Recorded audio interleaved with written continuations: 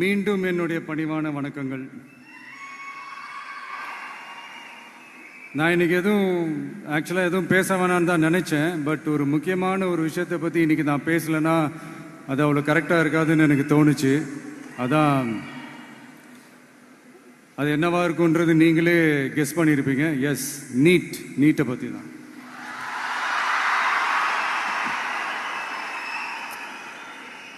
இந்த நீட்டுன்றது பார்த்தீங்கன்னா நம்ம தமிழ்நாட்டில் இருக்கிற மாணவ மாணவிகள், குறிப்பாக கிராமப்புறத்தில் இருக்கிற ஏழை எளிய பிற்படுத்தப்பட்ட, மிகவும் பிற்படுத்தப்பட்ட மற்றும் தாழ்த்தப்பட்ட வகுப்பினை சேர்ந்த இந்த மாணவ மாணவிகள் எல்லாருமே ரொம்பவும் பாதிக்கப்படுறாங்கன்றது தான் ஒரு சத்தியமான ஒரு உண்மை. இந்த நீட்டை பற்றி ஒரு பிரச்சனையாக நான் பார்க்குறது என்னென்னா, ஒன்று இந்த நீட் இந்த மாநில உரிமைகளுக்கு எதிரானதாக இருக்குது. நீங்கள் 1975க்கு முன்னாலே பார்த்தீங்கன்னா இந்த கல்வி மாநில பட்டியலில் தான் இருந்துச்சு. உங்க எல்லாருக்குமே தெரிஞ்ச ஒரு விஷயந்தான். அதுக்கப்புறமா தான் அது ஒன்றிய அரசு வந்ததுக்கப்புறம் அது பொது பட்டியலில் அது சேர்த்தாங்க.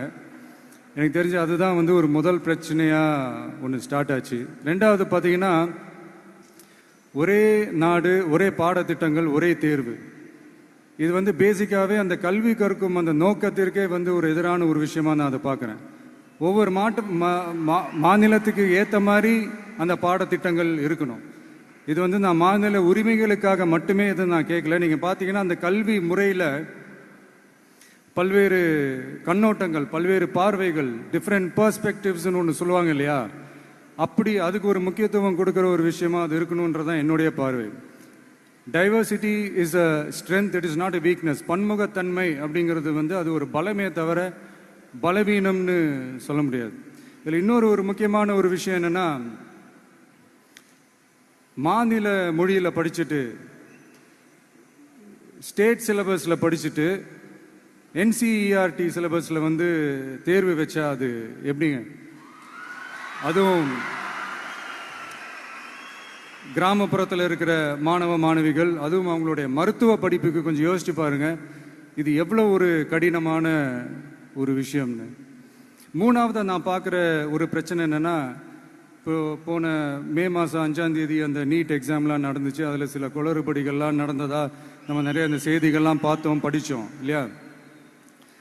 அதுக்கப்புறமே என்ன ஆயிடுச்சுன்னு பார்த்தீங்கன்னா, அந்த நீட் தேர்வுக்கு மேலே இருக்கிற அந்த நம்பகத்தன்மையை மக்கள் மத்தியில் சுத்தமாக போயிடுச்சு. இனிமேல் நாடு முழுக்க அந்த நீட் தேர்வே தேவையில்லை அப்படிங்கிறத இந்த செய்திகள் மூலிமா நாம் எல்லாருமே புரிஞ்சுக்கிட்ட ஒரு விஷயம். சரி, இதுக்கு என்னதான் தீர்வு அப்படின்னா, நீட்டு விலக்கு தான் இதுக்கு உடனடி தீர்வு. நீட்டு ரத்து கோரி தமிழக சட்டமன்றம் கொண்டு வந்திருக்கிற அந்த தீர்மானத்தை நான் மனப்பூர்வமாக வரவேற்கிறேன். இதுக்கு அந்த ஒன்றிய அரசு அந்த கால தாமதம்லாம் எதுவும் செய்யாமல் தமிழ்நாட்டு மக்கள் அவங்களுடைய உணர்வுகளுக்கு மதிப்பு கொடுத்து இதை சீக்கிரமாகவே இதை சால்வ் பண்ணணும் அப்படின்றதான் இங்கே நான் கேட்டுக்கிறேன். சரி, ஓகே, இதுக்கு நிரந்தர தீர்வு தான் என்ன அப்படின்னா, அந்த கல்வி பொது பட்டியலேருந்து மாநில பட்டியலுக்கு கொண்டு வரணும். ஒருவேளை அதில் ஏதாவது சிக்கல்கள் இருக்கு அப்படின்னா ஒரு இடைக்கால தீர்வா இந்த இந்திய அரசியலமைப்பு சட்டத்தை திருத்தி ஒரு ஸ்பெஷல் கன்கரண்ட் லிஸ்ட், சிறப்பு பொது பட்டியல் அப்படின்னு ஒன்று உருவாக்கி அதில் கல்வி மற்றும் சுகாதாரத்தை அதில் சேர்க்கணும்.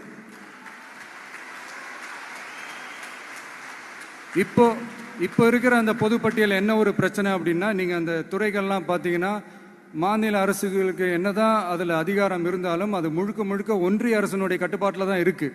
அதனால் மாநில அரசுகளுக்கு அந்த முழு சுதந்திரத்தை அது தரப்பட வேண்டும் அப்படின்றதான் இங்கே என்னுடைய தாழ்மையான ஒரு வேண்டுகோள். ஒன்றிய அரசு அவங்களுடைய கட்டுப்பாட்டில் இருக்கிற ஒரு சில இந்த மெடிக்கல் காலேஜஸ்லாம் இருக்குல்ல, எய்ம்ஸ், ஜிப்மர், பிஜிஐ, இந்த மாதிரி நிறுவனங்களுக்கு வேணால் அவங்க அந்த நீட் எக்ஸாம் நடத்தணும்னா நடத்திக்கலாம். பட் இங்கே அந்த பிரச்சனை என்னன்னா, இது என்னுடைய ஒரு சஜஷன் தாங்க. இது நடக்குமா? உடனே நடக்காதுன்னு எனக்கு தெரியும். அப்படியே நடந்தாலும் அதை நடக்க விட மாட்டாங்கன்னு எனக்கு தெரியும். ஸோ அதனால் இந்த சந்தர்ப்பத்தில் என்னுடைய சஜஷனை வந்து உங்ககிட்ட அதை நான் பகிர்ந்துக்கணும்னு ஆசைப்பட்டேன். இதுதான் என்னுடைய தனிப்பட்ட ஒரு கருத்து நீட்டை பற்றி. ஸோ மற்றபடி வேறு ஒன்றும் இல்லை. வந்திருக்கிற என்னுடைய friends, learning is fun, education is celebration.